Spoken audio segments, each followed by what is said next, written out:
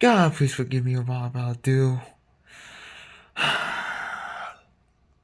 Yep, you've seen the intro, y'all.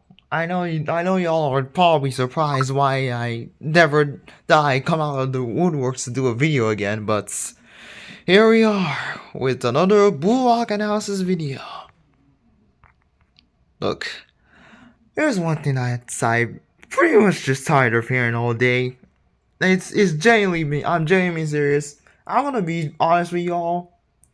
I absolutely, for all manner of love, hates, and I repeat, hates all the misinterpretations about ego and all the absolute switch ups going on with everybody just switching up on ego. Like, let's actually be honest with ourselves.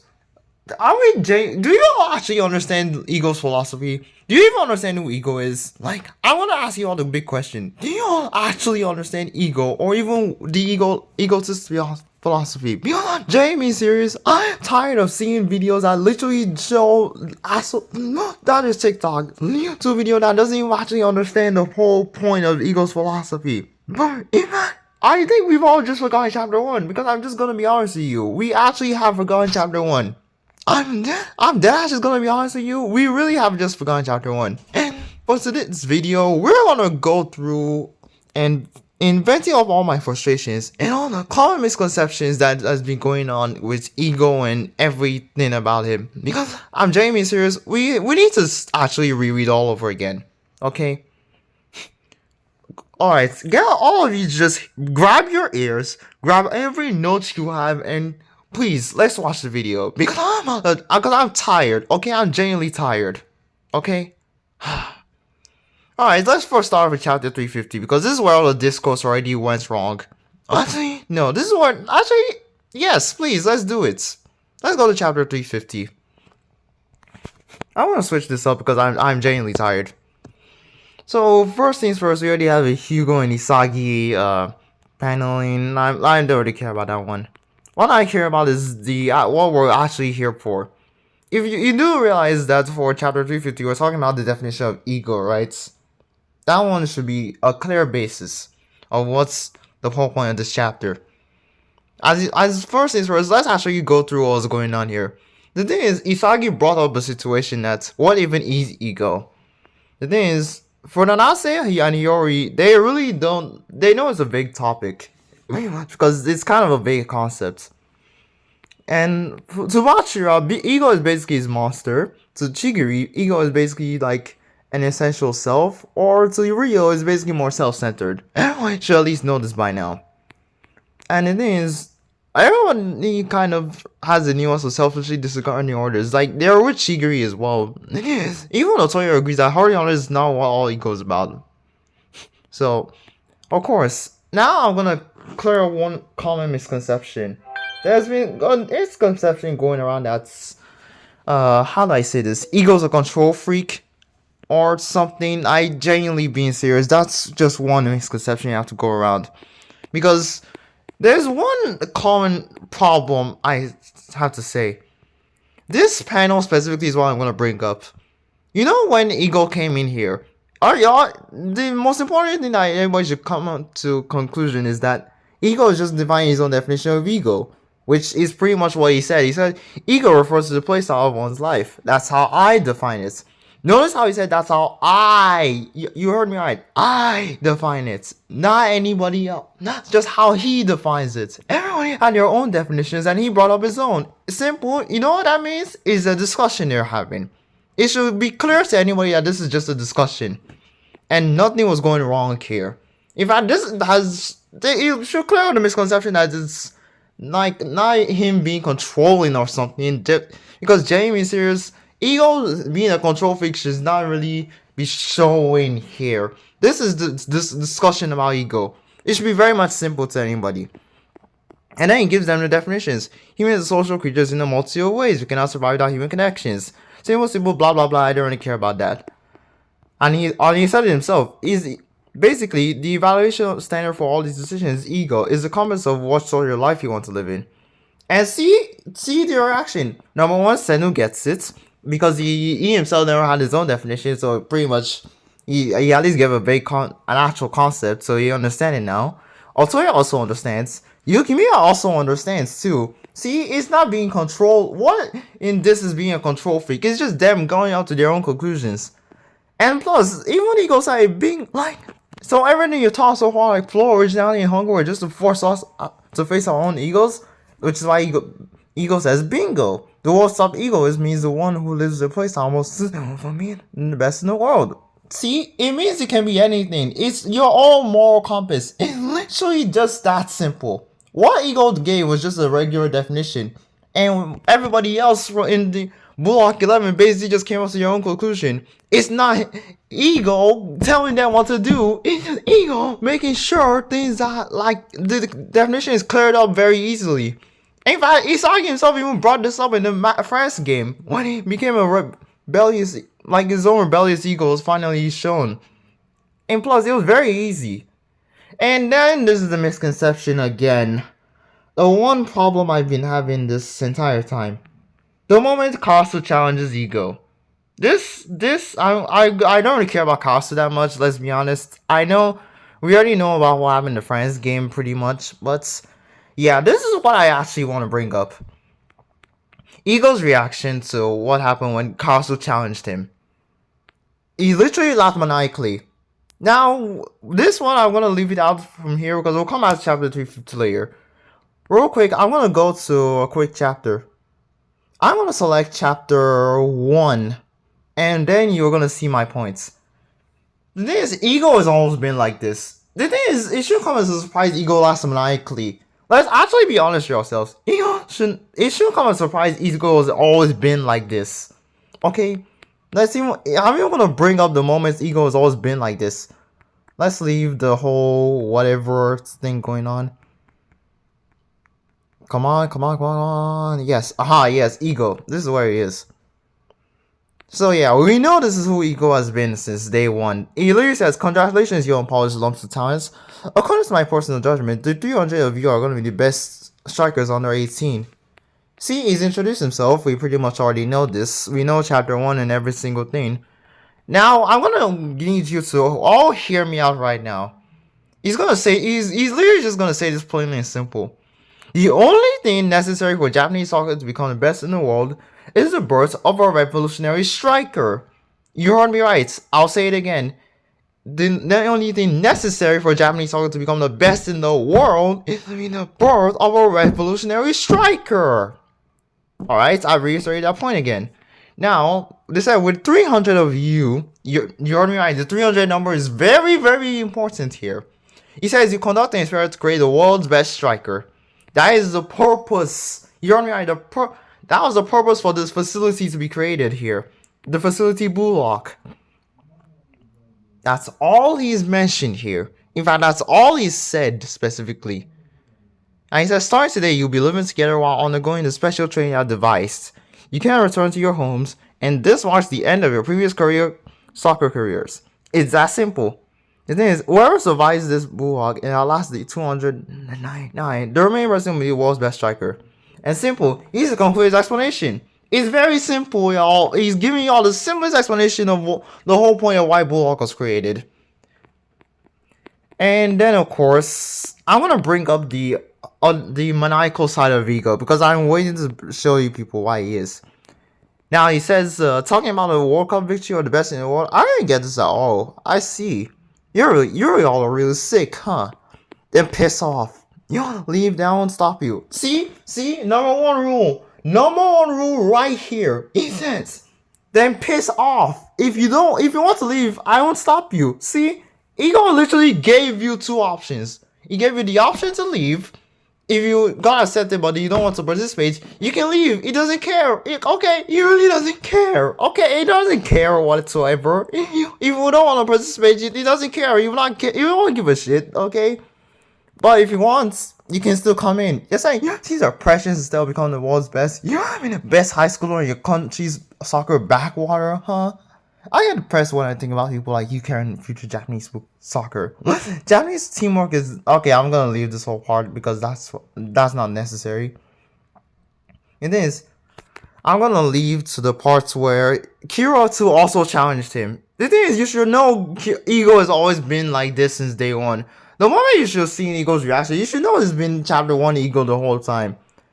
See, you see the face right here. You see this face? This face is literally the same thing as, how do I say this?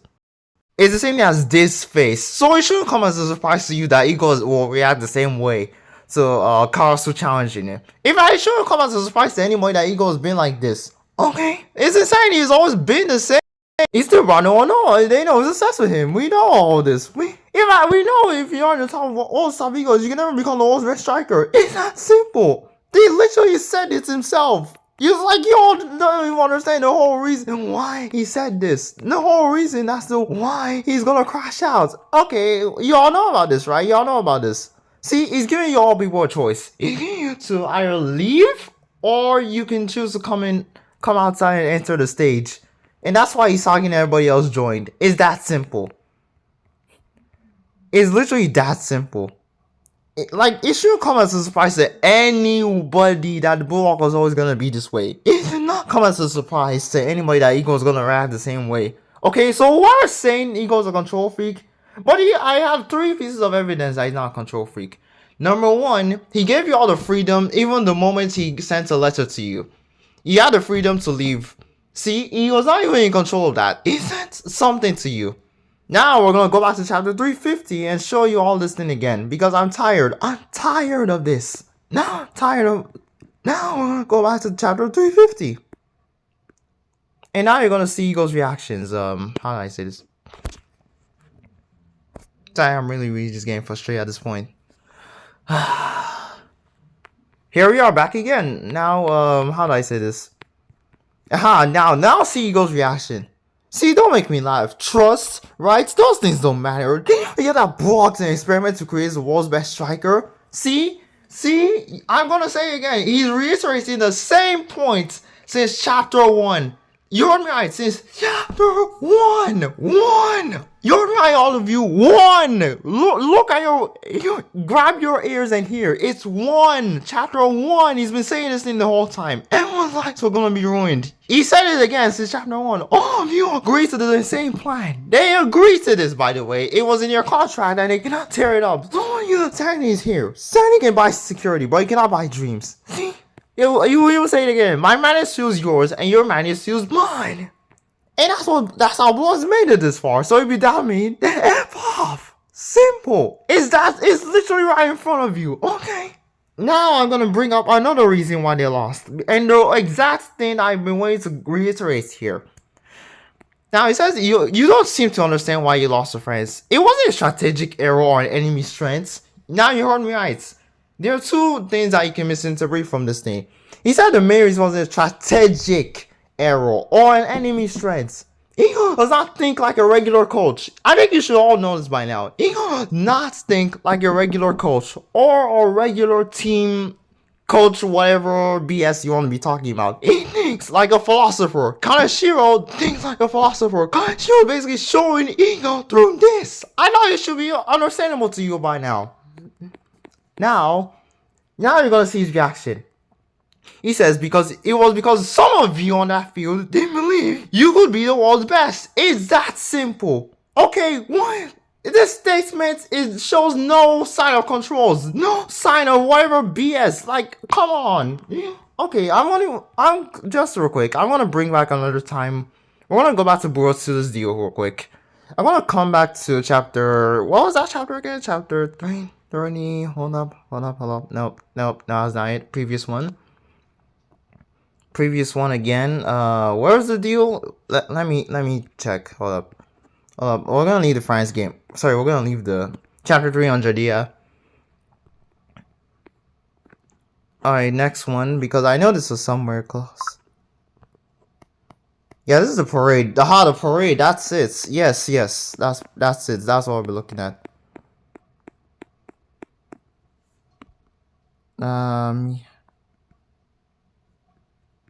Hold up. We're still going somewhere.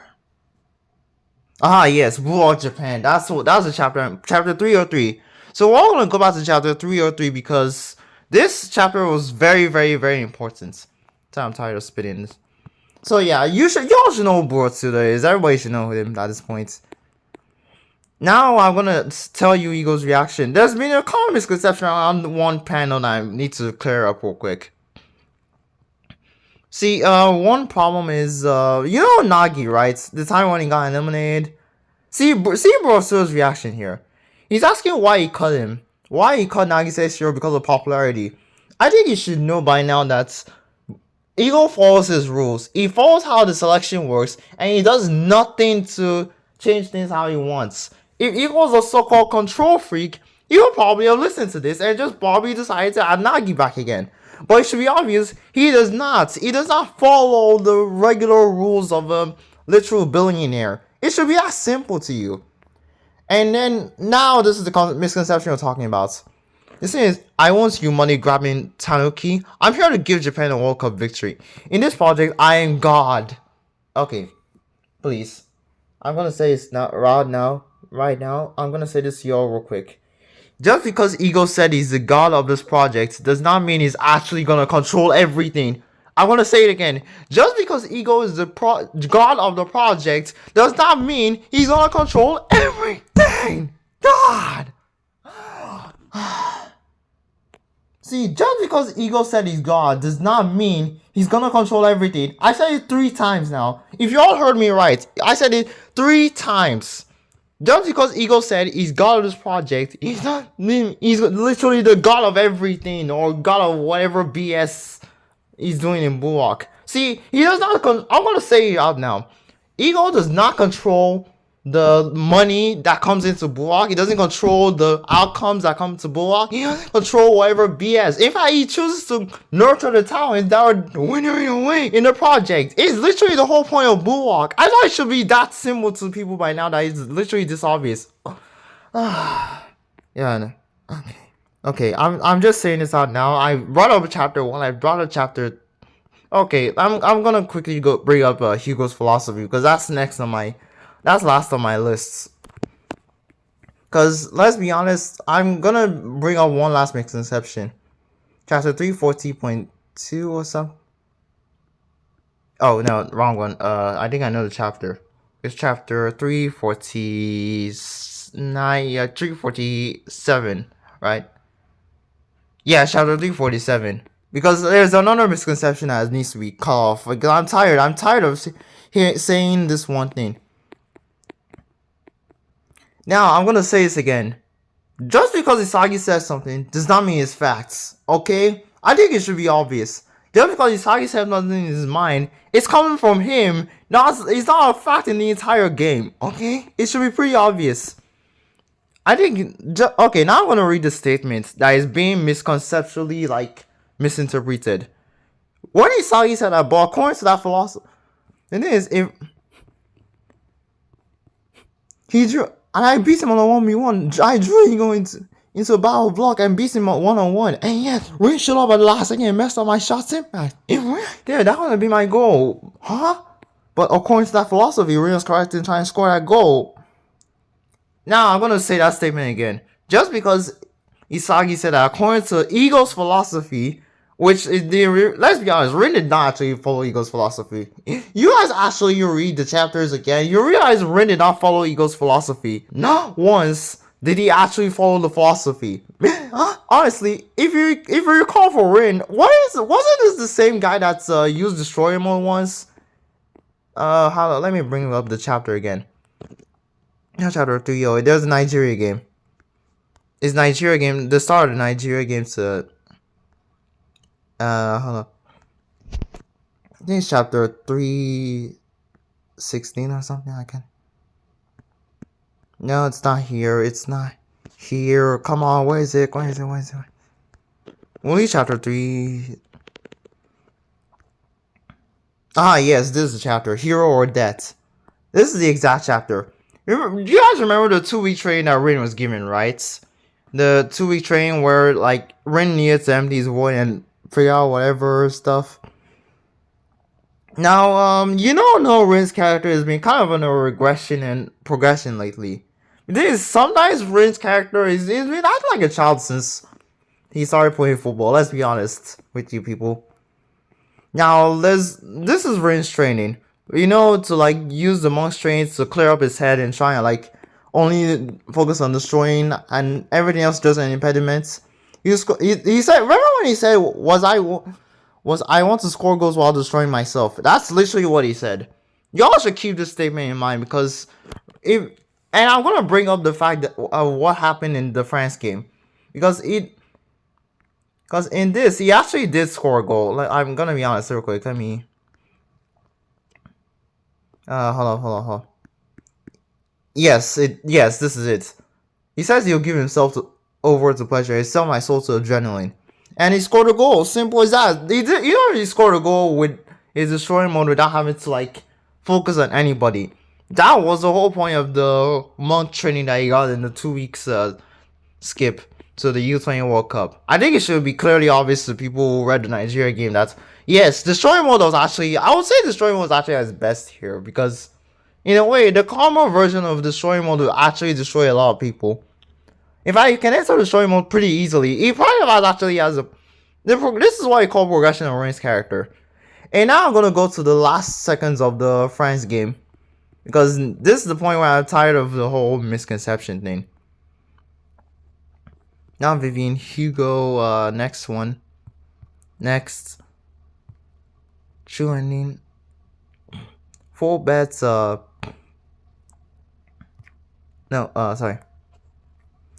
Part 1 and part 2. Yes, this is the point. This is the one I want to bring up. Y'all saw this panel, right? I think it should come as no surprise what happened in the reason why Rin came in to steal Isagi's goal. You know why he came in to steal Isagi's goal? I think it should come as no surprise to anybody. If anybody actually read, you realize he decided coordinating with me wasn't working, so he switched over to Kasu. Try to cut me. See Rin's reaction here. He went on impulses rather than actually like focusing on himself and focusing on destroying himself. With the moment he looked at Isagi and decided that Isagi doesn't need him anymore, and he basically just acted like a yandere at this point. I think it should be no surprise why Rin sold the whole France game. And it's literally the reason why Ego had this reaction. It's also the exact reason why Rin was cut. Now you see the exact reason why Rin was benched. If you all recall the reasons, the number one reason is the fact that he went on impulse rather than going for his own ego.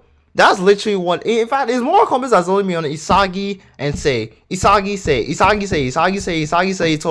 All those times, there's nothing been about himself.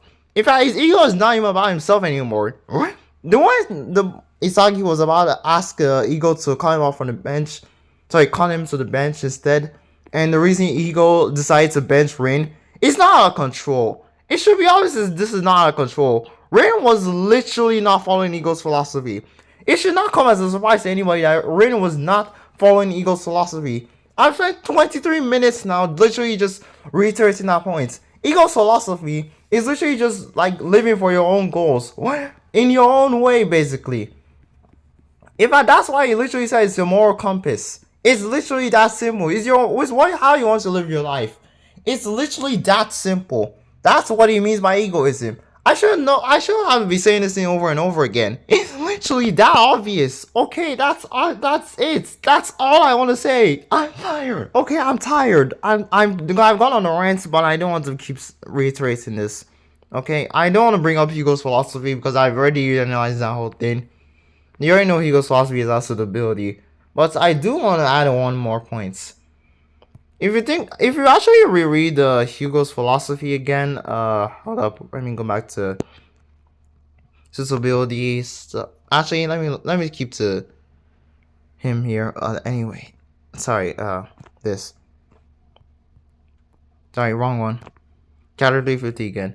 It is, if you look at Hugo, there's something about his philosophy that is kind of almost a little bit close to Ego's if you think about it. If you think about it, it's kind of two sides of the same coin. It is for Hugo and France team. What Ego said about them in the first half was actually kind of right. If you want me to show you that, let me still bring up again the first half of the whole game. The Double Joker's strategy. Yeah, let me bring this up.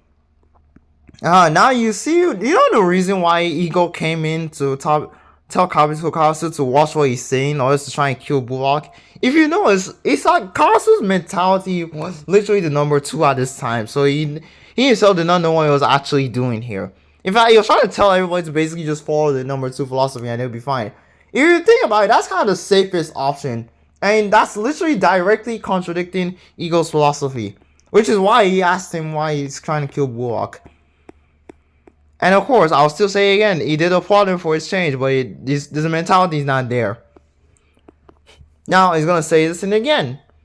And this is what he said: if every soccer player tries to play in line with their suitability, in the end, it's just gonna be a competition of physical ability and tactics. I'm dead ass gonna be honest with you. France are actually a strong team. If you watch the whole France game, you realize France are actually one of the strongest teams in Bullock. So it shouldn't come as a surprise to anybody that they were eventually like this. And they were easily able to destroy the hell out of Japan and beat them 4-2. So it shouldn't come as a surprise to anybody. If you think about it, the whole of France are kind of just geniuses. Synchronized geniuses with synchronized egos. That is easily why suitability works easily for them. Carter's suitability was kind of easier, so he kind of aligned well with it. But in a way, he took the safer option. I'm just gonna be honest with you, he took the safe option and still contradicted Ego's philosophy. And why do you think he brought up the doubts? Why do you think it's like that? Why do you think he has to keep in fact, why do you think Ego has to keep reiterating the same thing over and over and over again? Like, what else do you want him? What else do you want it to do? He's been the most consistent character in Bullock. He's not gonna all of a sudden change his mindset. He himself is not even contradicting his own philosophy. He's literally just showing you how it works. And also, may I clarify? When Karasu was doing well in the France game and he chose to bring in Natoya, it's not saying that his own philosophy is wrong or trying to say the suitability number 2 system that Karasu is using is automatically correct. He's just doing what's actually helpful to the team to actually try and win the game. Is that I'm just gonna keep saying it. I have to keep bringing up each chapter one by one to prove that it is not. Like, come on, people, please. I'm gonna ask you the question again. With all of this that I've reiterated, do you now understand Rin, Ego, and the whole thing about Ego's philosophy? Because I genuinely don't want this whole thing to be right. I'm tired of writing the whole time about why, like, I'm tired of the misconceptions about Ego's philosophy and Ego and Hugo and Rin as well. But that's just all I have to say. I'm genuinely tired. I really didn't want to do this video, but in a way, I kind of just got forced to do it. But anyway, I'll catch you guys in the next one. Bye, egoists, and please, I'm just gonna be asking you people, please read. I beg you in the name of God, please read.